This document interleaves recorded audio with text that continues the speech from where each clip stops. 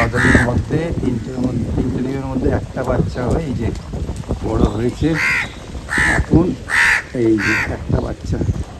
এত কষ্ট করে এরা এই ঝড় বৃষ্টিতে ভিজে, আর এর মা বাবা ওখানে বসে আমার উপর খুব রাগ। এই যে মা বাবার খুব রাগ হলো, আমি দেখছি কেন ওর বাচ্চাকে আমি কেন দেখছি, সেই রাগ। এই যে উনি বসে রয়েছেন, দাঁড়ালো দাঁড়িয়েছিল, এই যে একটা বাচ্চা হয়েছে। আর মা বাবার তো সম্পত্তি, আমি গেলেই একদম এখান থেকে গেলেন না, শুধু একটু দেখলেই এই যে বাবাটা এসে উপরে বসে যায়, আমাকে ভয় দেখাবার চেষ্টা করে। কিচ্ছু করবো না রে, তোদের তো নেচার বড় করছে, আমরা কেন কিছু করতে যাবো, তোরা এত কষ্টের মধ্যে রয়েছিস। Good morning. রাগ করে দেখ, গাছটায় কামড়াচ্ছে, আমাকে তো কামড়াতে পারবে না, গাছটায় ঠুকরিয়ে দেখাচ্ছে যে আমরা খুব রাগ হয়েছে আমার। এই যে কি বলছো? ব্রেডগুলো একটু শর্টটা কাটতে টাইম লাগছে না? উফ কি জেলাসি, এত কাজ করে এলাম, একটুখানি রেস্ট দেয় না মানুষটাকে। সারাদিন আর কত সেঁকছি ভাই, সেঁকছি। আরে কলার ব্রেড খাবো তো আজকে নাকি? আমও তো বার করেছি। ঠিক আছে, আর তুমি, আমি তো আম খেতে থাকবো, আর ফোড়া হচ্ছে, তুমি বরলিন লাগাতে থেকো। দিয়েছি আজ কাজ, আমার ভালো লাগে। আমি তো সারা জীবন কাজ করেই গেলাম। তাতে আবার নতুন সবাই বলে তুমি অনেক কাজ করো, তা করো। করছি তো, ঠিকই বলেছে বোনরা। হ্যাঁ সেই তো, ওই যাই হোক আর বলবো না। হ্যাঁ তুমি যতই বলো, আমি তো দেখিয়ে দিই কাজ, তাই জন্য আমি নিজের ভিডিও নিয়ে বেড়াই। কাজ করার সময় নিতে হবে, তোমাকে মিথ্যে প্রুফ করার জন্য, বুঝেছো? এটাই। চলো, এই যে ফুলকপি নিয়ে এসছে এই গরমে, খাও। কি আছে, এমনি সবাই নিচ্ছে, আমি দেখলাম, আমিও নিলাম ফুলকপি। চেঞ্জ হবে। চলো টিফিনটা খাই। পেঁপে কেটে পেঁপে সিদ্ধ দিয়ে দিলাম, পেঁপেটা কত কষ বাবা। এই দেখো, দাঁড়া আমি করছি। না আমি করছি। কতদিন পরে কোমরের বেলটা বার করলাম, পরবো। কোমরটা একটু কটকট করছে, মানে হাঁটতে চলতে। তো জানি না, এই বেলটা কিনেছিলাম বহু বছর আগে, তখন আমার স্লিপ ডিস্ক হয়েছিল, তখন ডক্টর দিয়েছিল, বেল পরতে বলেছিল, তখন কিনেছিলাম। তারপরে পড়েছিল, তারপরে অনেক দিন পড়তাম না। আজকে দেখছি খুব কটকট করছে কাল থেকে, কালকে পরিনি, তাই ভাবলাম আজকে একটু পরি। চলো কোমরের গয়না আবার পরে নিলাম, বেড়ে যাওয়ার থেকে বাবা, মানে এখনই পরা ভালো, এরপর বেড়ে যাবে, ব্যথা আরও যন্ত্রণা করবে, তখন ভাই মুশকিল খুব। কালকে থেকে দেখছি, মানে হাঁটছি, হয়তো হাঁটতে হাঁটতে কট করে উঠছে, বা বসছি এপাশ হচ্ছি কট করে উঠছে। তাই আমি ভাবছি কেন এরকম হচ্ছে। কদিন পড়ি, 3-4 দিন তো পড়ি, আশা করি ঠিক হয়ে যাবে। কী কারণে হয়েছে বুঝতে পারছি না, হয়তো কোথাও লেগেছে বা ওয়েটটা একটু বেড়ে গেছে, হবে সেই কারণেও হতে পারে, জানি না, দেখা যাক। কদিন তো পড়ি, তারপরে আবার রেখে দেবো। কিন্তু বেল্ট পরে কাজ করতে অসুবিধা হয়, ঝুঁকে তো করাই যাবে না, ঝুঁকে করলে তো কোনো লাভ নেই, আর নিচে বসেও করা যাবে না। দেখি কদিনই পরবো, একটুখানি থাক, তারপর খুলে দেবো আবার। চলো রান্নাটা করি, বেজে গেল প্রায় 11টা। এই দেখো অবস্থা, কোমরের গয়না নামিয়েছে এখন, এটা আসল গয়না। এবারও অপরাজিতা গাছটা হলো না, আজকে মানে শুকিয়ে গেছে একদম, তুলে ফেলে দিলাম। দেখা যাক আবার কি। ওই ছাদের থেকে অপরাজিতা গাছের বীজ নিয়ে এসেছিলাম, সেগুলো পুঁতে দিয়েছিল মালি ভাই, তো সেইগুলোর থেকে একটা দেখছি বেরিয়েছে চারা, আর একটাও বেরোয়নি, জানি না আস্তে আস্তে বেরোবে কিনা জানি না। আর একটা দেখছি বেরিয়েছে, এতটুকু হয়েছে জাস্ট, দেখি ওটা হোক, যদি হয় বা আরও যদি বেরোয়, সেগুলো যদি বড় হয় তখন এতে আবার পুঁতে দেবো। তাই জন্য এবারে আর আমি আর বলিনি যে অপরাজিতা গাছ নিয়ে আসো, কেন 2বার হয়ে গেল অপরাজিতা গাছটা হলো না, জানি না কেন। এত ফুল দিয়েছে, এত কিছু করেছে, তারপরে গাছটা মরে গেল। তাই আজকে তুলে ফেলে দিলাম। দেখতে বাজে লাগছে, মানে খারাপ লাগছে, মন খারাপ করে যে গাছটা শুকিয়ে গেল, এত সুন্দর ফুল দিচ্ছিল, তাই তুলে ফেলে দিলাম। তবে টগর গাছটা বেশ ভালো, আজকে দুখানা এরকম থোকা টগর ফুটেছে, এবার দুপুরে পুজো দেবো। আর বেশ কি গন্ধ বেরোচ্ছে, তুলেছি যখন না, তুলে হাতে নিয়ে যাচ্ছে, গন্ধ তো শুকিনি, মানে গন্ধটা বেরোচ্ছে, বোঝা যায় গাছেই গন্ধ বেরোচ্ছিলো। সকালে উঠে দরজা খুলেছি যখন, তখনই গন্ধ বেরোচ্ছিলো। আর এখন অনেক কড়ি এসছে, এই দেখো কত কড়ি এসছে, বেশ ভালো। এই দেখো বড় বড় কড়ি সব এসছে, কারণ এখানে ছোট ছোট হচ্ছে।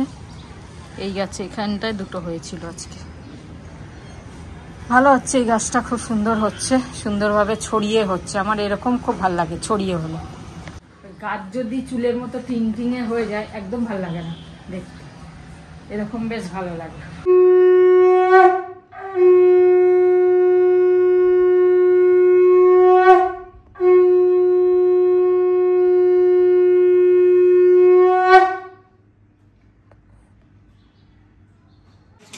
গুড আফটারনুন, বাজে 2:10। আর এইটা আমার খুব ভালো লাগে যে করেছো পেঁপের তরকারি ছোলা দিয়ে। আমার স্পেশালি ছোলা দিয়ে খুব ভালো লাগে, খুব ভালো পেঁপের তরকারি। এটা শাক আনা হয়েছে সকালে, কুমড়ো ভাজা তো হবেই, নোটে শাক, নোটে নোটে নোটে, আর কড়াইয়ের ডাল। আর এই সিম্পল খাবার। আজকে তো বৃহস্পতিবার আমাদের, পুজো দেওয়া হয়ে গেল। খুব সুন্দর, ঠান্ডা রয়েছে, বেশ ভালো লাগছে। না ঠান্ডা ঠান্ডা খুব নেই, গরম নেই, গরমটা কম। হ্যাঁ, গরমটা অনেক কম। খেয়ে দিয়ে আজকে বিকেলে তাহলে অনেকদিন পর পেঁপের তরকারি খাচ্ছি, মানে পেঁপের তরকারি খাওয়াই হয় না, সত্যি সেদ্ধই খাওয়া হয়। তাই ভাবলাম আজকে পেঁপের তরকারি করবো। কালকে ছোলা ভিজিয়ে দিয়েছিলাম, একটু বেশি করে আবার আজকে ভেজালাম। হ্যাঁ, আমার একটু বেশি ভালো লাগে ছোলা। চল, আচ্ছা তাড়াতাড়ি পালিয়ে এসছে ওপর থেকে। হ্যাঁ, ভাবলাম একটু চা খাবার। এটা কবে এনেছি, খাওয়া হচ্ছে না। এটা আমার মনেই ছিল না ভাই মেরে। তুমি তো সেদিনকেই বললে খাবো। একটা সময় একটা ফ্রি ছিল তো ভাই। তার থেকে কি সব ভুলভাল ঘুমিয়ে ঘুমিয়ে স্বপ্ন দেখে, কি সব ঘুমিয়ে ঘুমিয়ে ভাবতে থাকে, ঘুমিয়ে ঘুমিয়ে মানুষের স্বপ্নই দেখে, ঘুমিয়েই দেখে স্বপ্ন। হ্যাঁ, কি উল্টো পাল্টা বলছো। তো স্বপ্ন দেখে ওইগুলোকেই বলো রিয়েলে। এটা ভেজ তো? হ্যাঁ রে বাবা, ভেজ, আলু টিকিয়া ড্যান ড্যান। এদিকে কি দিয়ে খাবো? চা দিয়ে খাবে, সস দিয়ে। চা দিয়ে না, সস দিয়ে।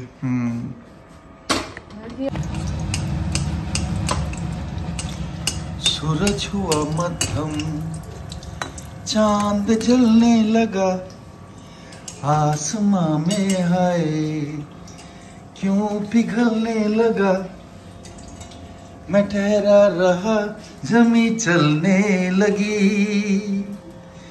धड़का ये दिल आंख झुकने लगी, ओ क्या ये मेरा पहला पहला प्यार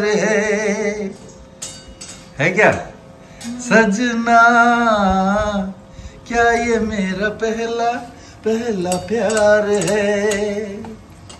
দেখো খাওয়াতে গান বলে না, বাঙালিদের পেটের থেকেই সবকিছু শুরু। চুপ করো, আমি সারাদিন গাইছি নাকি? তুমি তো রান্না করছো ভালো ভালো। সন্ধ্যাবেলা একটু হাওয়া ছাড়ছে ফুরফুর ফুরফুর ফুরফুর এখান থেকে, আর এই সুন্দর ভাজার গন্ধ বেরোচ্ছে। আচ্ছা, এটা সবাই তো খায়, তাও বলছি 12 পিস পাওয়া যাচ্ছে, বেশ ভালো সাইজের, 130 টাকায়। তাহলে ওই প্রায় 11 টাকা মতন পড়ছে একটা পিস, ধরো নট ব্যাড। আর ভ্যালিডিটি 2 বছর। হ্যাঁ, 2 বছর ভ্যালিডিটি, ঘরে এনে রেখে দেয় কেউ এলে।